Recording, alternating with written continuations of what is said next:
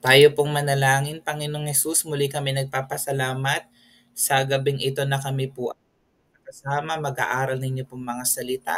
Dalangin po namin, O Father God, ang malayang pagkilos sa mga na Espiritu, be our speaker, be our teacher, Panginoon, katagpuin niyo po ang bawat isa sa amin, O Jesus Christ, at patuloy nga na kayo po ang siyang maitaas, maluwalhati, maparangalan sa pangalan ni Jesus. Amen. Sa ating topic 160, Jesus is the resurrection and the life. Kukuhanin po natin yung ating main verse sa John chapter 11 verse 25.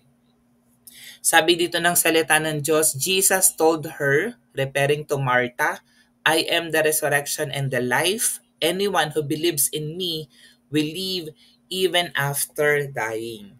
Sa Tagalog, sinabi sa kanya ni Jesus, ako ang muling pagkabuhay at ang buhay. Ang sino mang sumasampalataya sa akin, kahit mamatay ay muling mabubuhay. At isa po ito sa talagang pinaniniwalaan natin as Christian, na yung Diyos natin pinaglilingkuran, hindi lang siya nanatiling patay, pero after 3 days, He rose again from the dead. At lahat ng sasampalataya sa Kanya, tatanggapin siya na Panginoon, tagapagligtas ng kanyang buhay. Sabi dito, hindi na raw mamamatay, kundi mamatay man ang ating physical, pero magkakaroon po tayo ng buhay na walang hanggan. Ang resurrection po ni Jesus Christ is basically the cornerstone of the Christian faith. At dyan naiiba ang Krisyano sa ibang paniniwala. Kasing ibang paniniwala, they only believe na Jesus Christ is just a prophet, 100% man. Pero hindi nila pinaniniwalaan na si Jesus Christ ay 100% man and 100% God. It is through His victory over death that believers, tayo po yun, have the promise of eternal life. Kaya nga sabi ko, napakahalaga nito sa ating pananampalataya na yung Diyos pala nating pinaglilingkuran, hindi siya nanatiling patay. Pero after 3 days, He rose again from the dead. At dahil doon, tayo din na nananampalataya sa Kanya ay magkakaroon din ng buhay na walang hanggan. So binanggit po ng Panginoon yan mismo sa John chapter 11 verse 25, yung binanggit ko po kanina, sabi na, I am the resurrection and the life. Anyone who believes in me will live even after dying. So yung katotohanan ito assures us that death does not have the final say. Through faith in Jesus, we have eternal life in His name. At alam nyo, nakakalungkot, church, na ang daming mga tao na naniniwala sa YOLO, yung you only live once. Akala nila, ito lang yung buhay sa mundo. Then after you die, wala ka na. Wala ka na pupuntahan. Walang life after that. Nakakalungkot. Kasi sa faith natin, may pupuntahan ng tao when we die. Dalawa lang, either heaven or hell. At tayong lahat na narito ngayon sa Bible study, tinanggap si Jesus sa Panginoon, tagapagligtas ng kanyang buhay, we are assured na we'll go to heaven with the Lord Jesus Christ. Pero nakakalungkot, may mga mahal tayo sa buhay, may mga tao na nakapaligid sa atin na hindi natin makakasama. Kaya nga ang goal natin is to share the gospel to others as well. Hanapin yung mga pinili, tinawag ng ating Panginoong Heso Kristo. During Jesus Christ's ministry, as we know, He performed many miracles. Yan, napakaganda nga nitong nag-Holy Week, diba? So nagkaroon tayo ng time, mag-meditate, mag-reflect, alalahanin ang tinapos na gawa ng Lord. Then ako, nanood ulit ako ng Passion of the Christ, diba? So, but one of the most profound was the raising of Lazarus from the dead. Kung alam natin yung story ni Lazarus, mamaya babasahin po natin yan. Nasa John chapter 11. Isa ito sa tremendous na miracle na ginawa ng Lord. Yung patay na pero muling binuhay ng Panginoon. And then alam din naman natin na more than that, siya mismo namatay siya sa cross and after 3 days, He rose again from the dead. Meron bang tao na kayang gawin yun? Na after mong mamatay, kaya mo uling mabuhay after 3 days, diba? Panginoon lang ang kayang gumawa nun. So this miracle demonstrated His power over death and foreshadowed His own resurrection, di ba? Walang tao na kayang gawin yan, bumuhay ng patay. And then at the same time, sabi dito, ikaw, alam mo kung kailan ka ipapako sa krus, alam mo din kung kailan ka uling-muling mabubuhay, di ba? Walang taong nakakaalam niyan. Kaya nga si Jesus Christ, dapat paniwalaan natin na 100% man, 100% God. At the time, Jewish leaders were already plotting against Him, and His claim to be the resurrection and the life was a direct challenge to their authority. So dahil nga may ganitong ginawa si Jesus Christ, He raised Lazarus from the dead, talagang kumalat yung matinding miracle na ginawa ni Jesus Christ. At dahil yun, syempre, nagselos yung mga Jewish leaders, mga Pharisees, nag-isip sila ng kaparaanan para nga maipako sa krus itong Panginoon natin. After the Lord's crucifixion, ang nangyari, His resurrection on the third day, nangyari yung sinabi niya na after 3 days, He will rose again from the dead.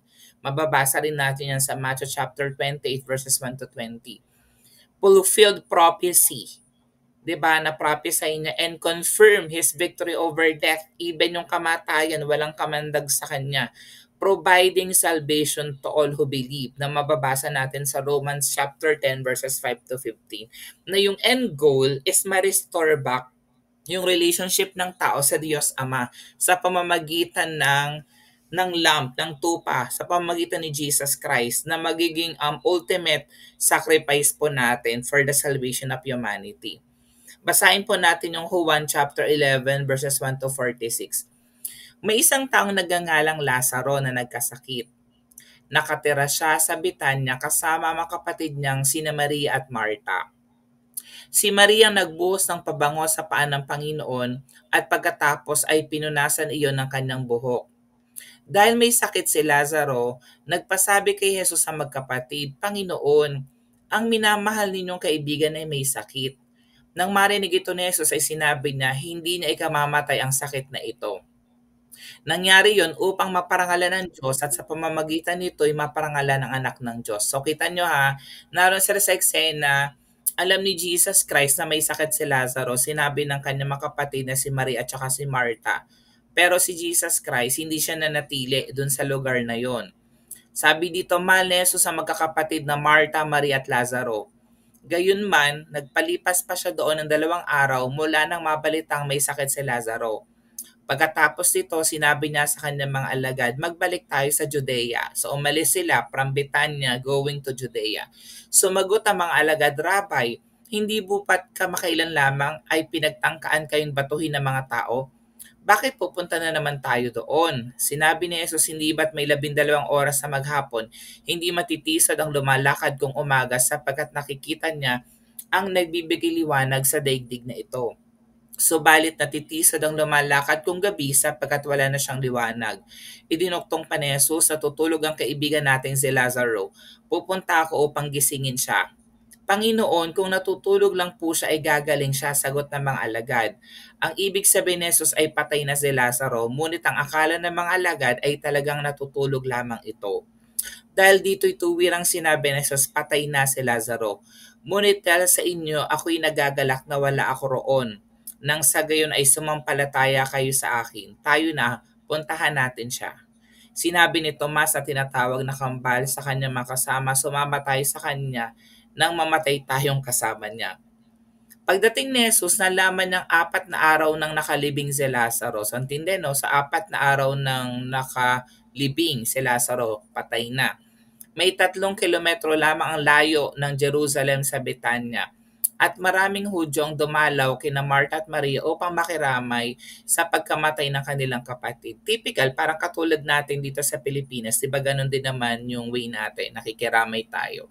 Nang mabalitaan ni Marta na dumarating si Jesus, sinalubong niya ito. Ngunit si Maria na may naiwan sa bahay. Sinabi ni Marta, Panginoon, kung narito po kayo, hindi sana namatay ang kapatid ko.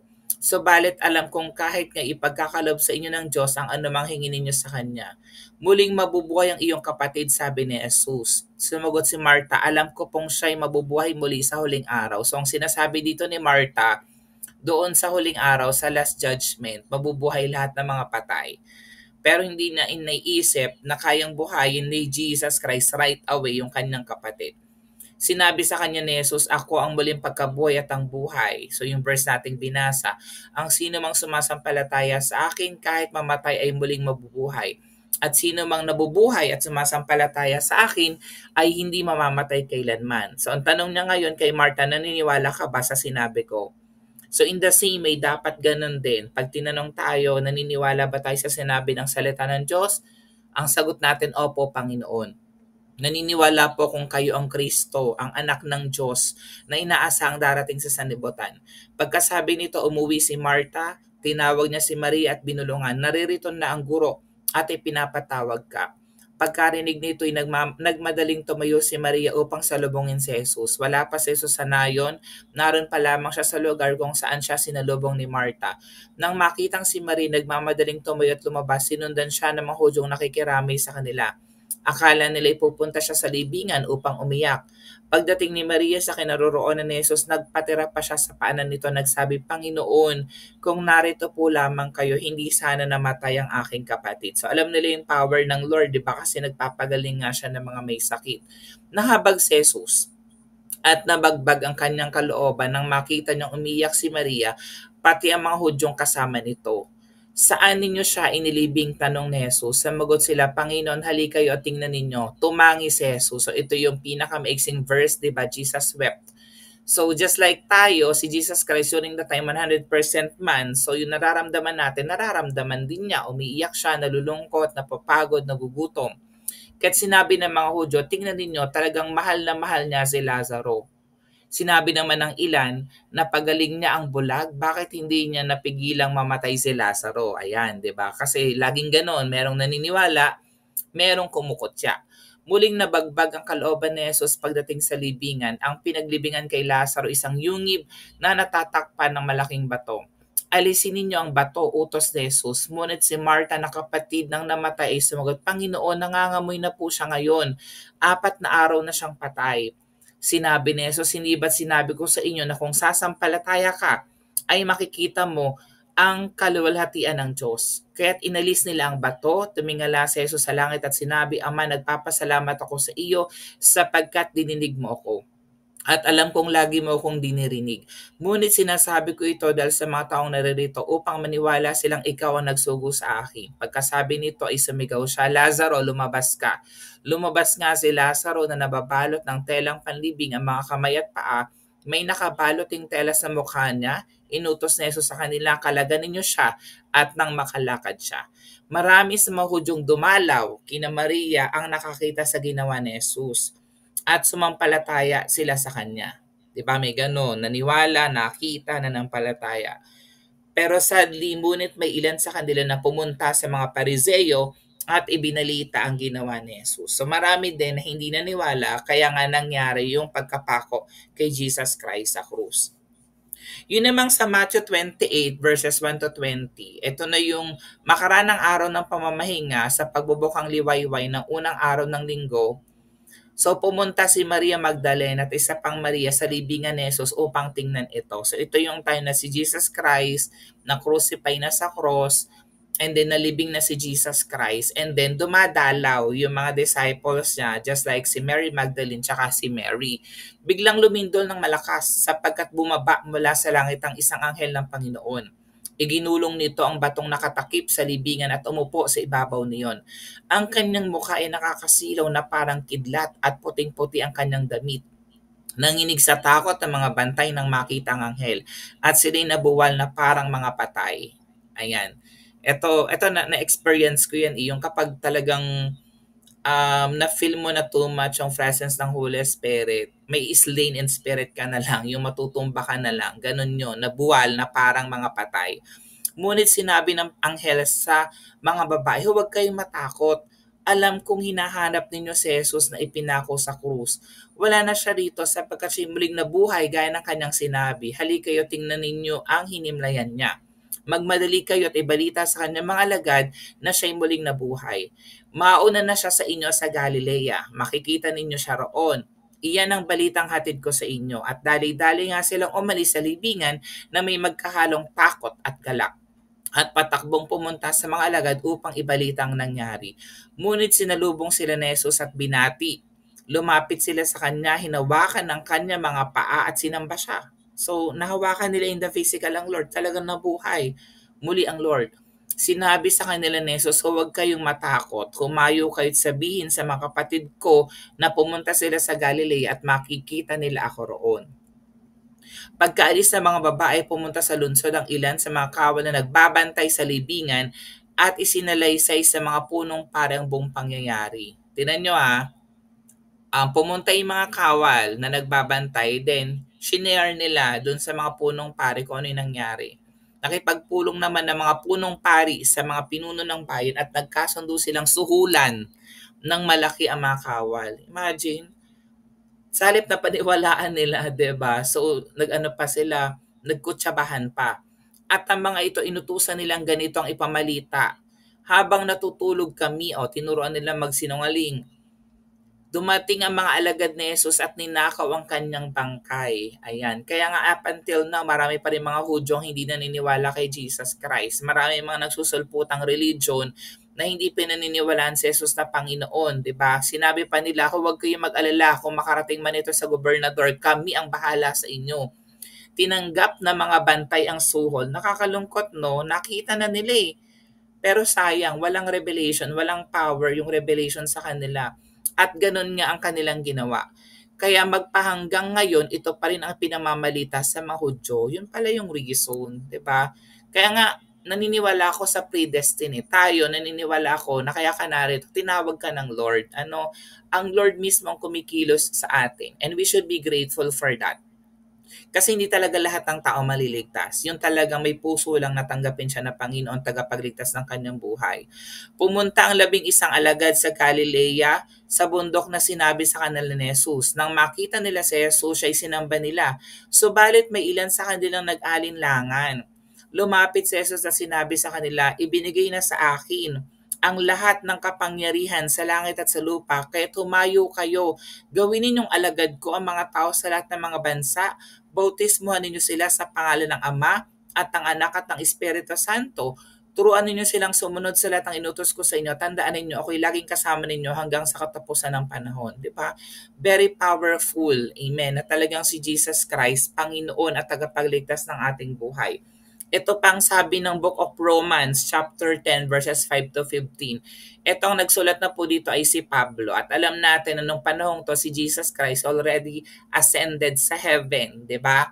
Ganitong isinulat ni Moses tungkol sa pagiging matuwid batay sa kautosan. Ang tumutupad sa kautosan ay mabubuhay ayon dito. Ngunit ganito naman ang sinasabi tungkol sa pagiging matuwid batay sa pananampalataya. Ito tayo nagiging matuwid tayo because of our faith kay Jesus Christ. Huwag mong sabihin sa iyong sarili sinong aakyat sa langit upang pababain si Kristo. Huwag mo ring sabihin sino ang bababa sa kalaliman upang muling buhayin si Kristo. Sapagkat ganitong sinasabi, malapit sa iyong mensahe, nasa iyong bibig at nasa iyong puso. Ang tinutukoy dito ay ang salitang ipinapangaral namin tungkol sa pananampalataya. Kung ipapahayag ng iyong bibig, ang linaw ng verse na si Jesus ay Panginoon. Again si Jesus ay Panginoon. Hindi lang siya 100% man, He is also 100% God. At buong puso kang sasampalataya na siya ay muling binuhay ng Diyos, maliligtas ka. Ang linaw ng verse. For us to be saved, kailangan tanggapin mo si Jesus na Panginoon, tagapagligtas ng buhay mo. Sapagkat sumasampalataya ang tao sa pamamagitan ng kanyang puso at sa gayon ay itinuturing na matuwid ng Diyos, nagpapahayag naman siya sa pamamagitan ng kanyang bibig at sa gayon ay naliligtas. Sinabi nga ng kasulatan, ang sino mang sumasampalataya sa kanya ay hindi mapapahiya. Kaya't walang pagkakaiba ang katayuan ng Hudyo at ng Hintil. Iisang Panginoon ng lahat at siya'y masaganang nagbibigay sa lahat ng tumatawag sa Kanya. Dahil sinasabi sa kasulatan, maliligtas ang lahat ng tumatawag saan? Sa pangalan ng Panginoong Hesus. Paano naman sila tatawag sa Kanya kung hindi sila sumasampalataya? Paano sila sasampalataya kung wala pa silang napakinggan tungkol sa kanya? 'Di ba? Napakatotoo nito. Paano naman sila makakapakinig kung walang mangangaral sa kanila? At paanong makakapangaral ang sino man kung hindi siya isinugo? Tulad ng nasusulat, o kay gandang pagmasdan ang pagdating ng mga nagdadala ng manggandang balita. Kaya nga may mga ganito tayong platform na nababaghihinan tayo ng salita ng Diyos upang tayo ay sumampalataya sa ating Panginoong Heso Kristo.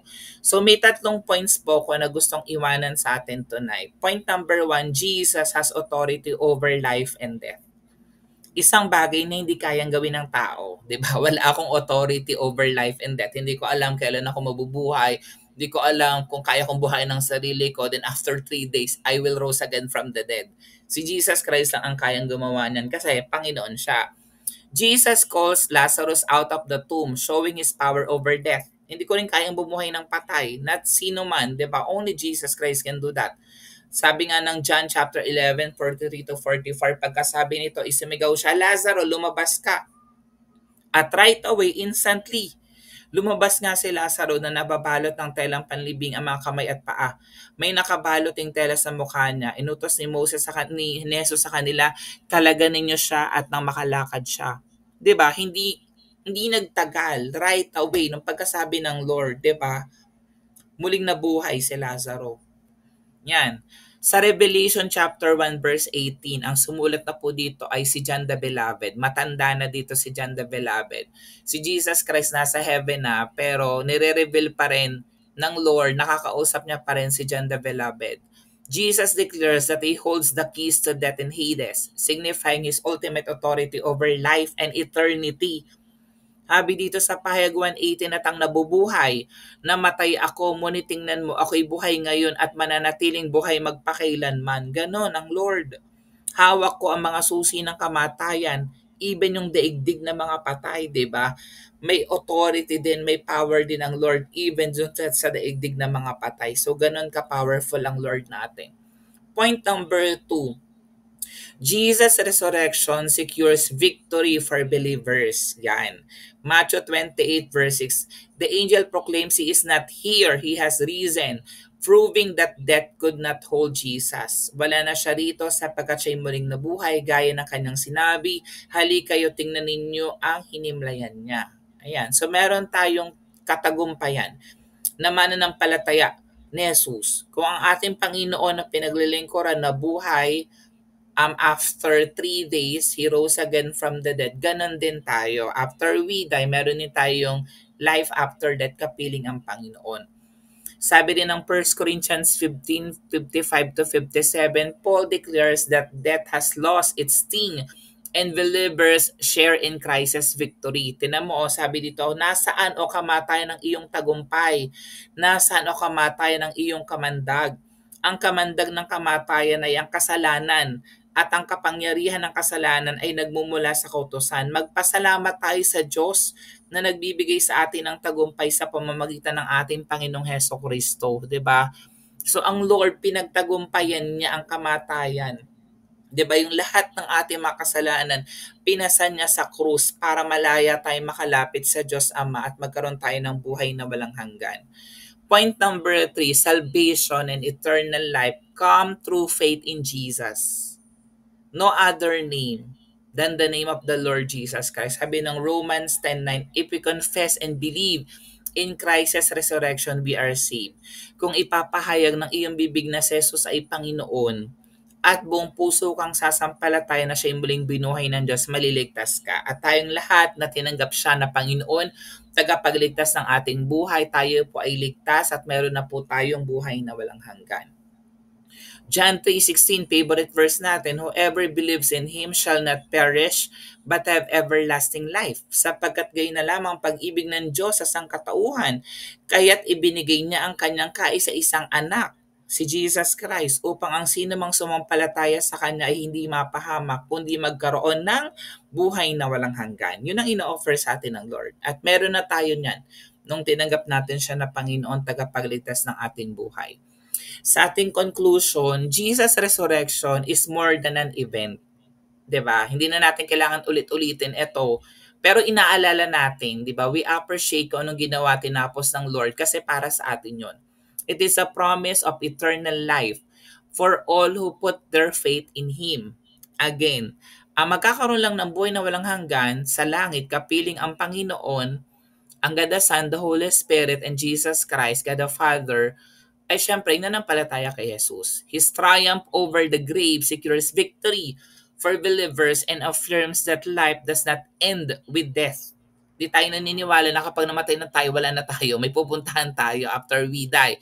Kaya nga meron tayong spirit, meron tayong soul. As we trust in Him, we gain the assurance of salvation and the hope of eternity in His presence. So, paano po natin ito ma-apply? Tatlong bagay. Live with confidence.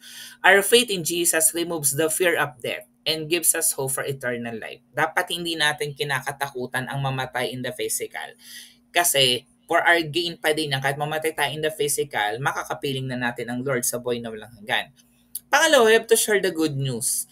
Since Jesus conquered death, we should tell others about His victory and invite them to believe.